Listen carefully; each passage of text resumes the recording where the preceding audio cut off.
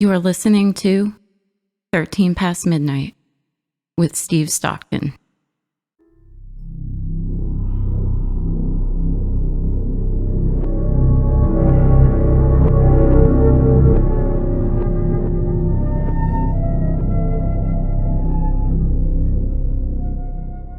This happened back when I was little. My older sister, Dosha, and I were out picking blackberries in the woods. It was a pretty brushy area, and we had to be careful and watch out for snakes, as there are poisonous copperheads in this part of the country. We were up high on the edge of a steep bank overlooking the river, and just about had our baskets full, so it would be time to head home soon. All of a sudden, Dosha shrieked and dropped her basket, spilling her berries all over the ground. I looked up to see what was the matter, figuring she'd probably seen a snake and hoping that she hadn't been bitten by it. Her eyes were big, and she had both hands over her mouth. Before I could ask what was wrong, she pointed down below toward an old railroad bed. It took me a few seconds to see what she was pointing at, but then I saw it too. It was a coffin, making its way along the roadbed, seemingly floating in the air. You talk about scared.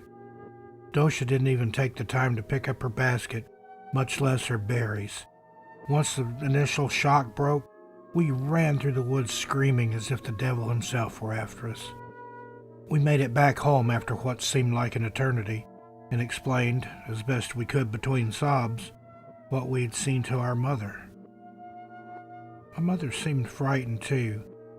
She thought that it might be some kind of warning or omen or sign. She was eventually able to calm us down though, and convince us that maybe it was something else. But Dosha and I knew better.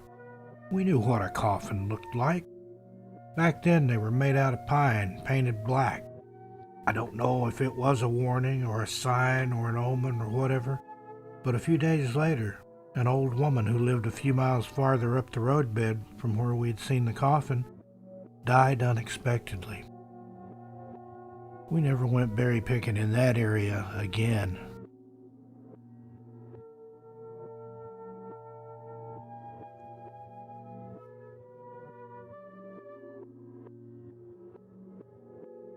I grew up on a several hundred-acre farm in Jamestown, Tennessee, near what is now the Big South Fork National Park.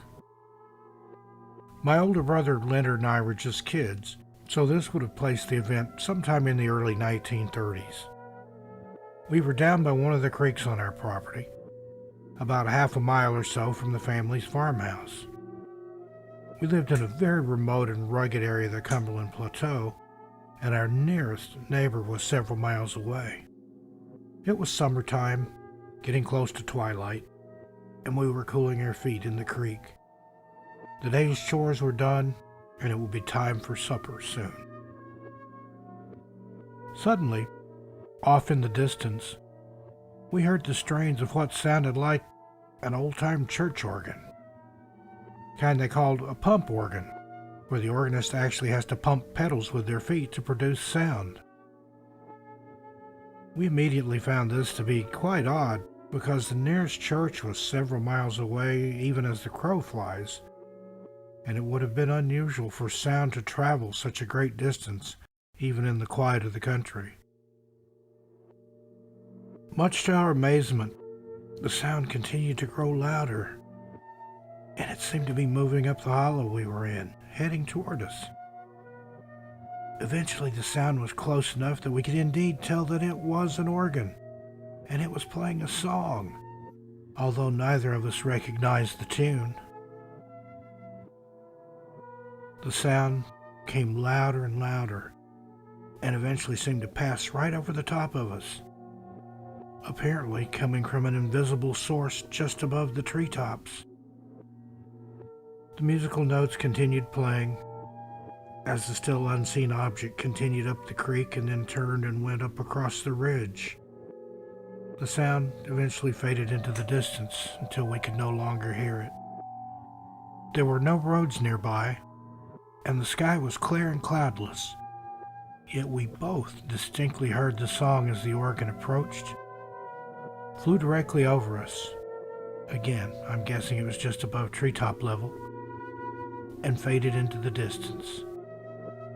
There was nothing to see. It was only sound. Needless to say, we were very spooked by the entire incident and beat a hasty path back to the house, arriving just before supper. Leonard and I never told our parents, and only talked about it occasionally between ourselves.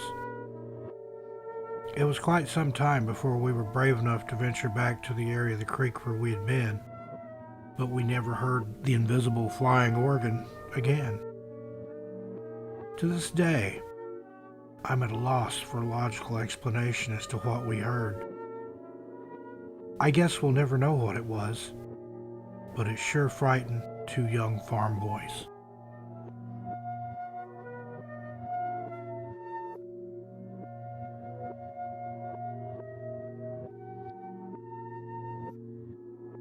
When I was just a kid, I saw something really weird out in the woods.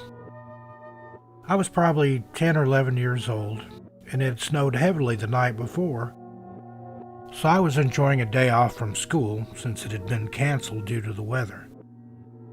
I was out walking around in the early morning snow-covered silence, and had found my way quite a ways back into the woods, maybe up a mile or so, when I happened upon some footprints. Now, they were human footprints, but smaller than my feet, so I assumed they belonged to a child, maybe 5, 6 years old. But one of the unusual things about these footprints was whoever left these prints in the snow had been barefoot. Now, it was about 34 degrees and much too cold for anyone, let alone a small child, to be out wandering barefoot, in the snow no less. And the other really weird thing was I noticed right away that there were no footprints, bare or otherwise, leading up to where the tiny footprints began. I followed the prints for a few hundred yards, where they abruptly ended in a small clearing.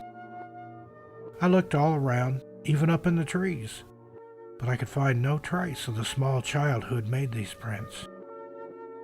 I followed them back again to where they began, still just as mystified as ever. Puzzled over the whole situation, I made my way over to a friend's house and told him about what I'd seen. He got dressed for the weather, and we both trekked back out into the woods.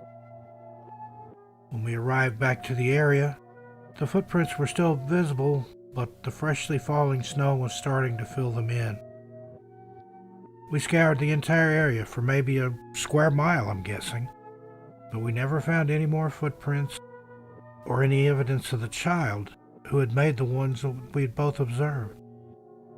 To this day, I can find no rational scientific explanation for who or what made these prints. That's my story of the weirdest thing I ever saw in the woods, and I'm glad I have a witness who will back it up.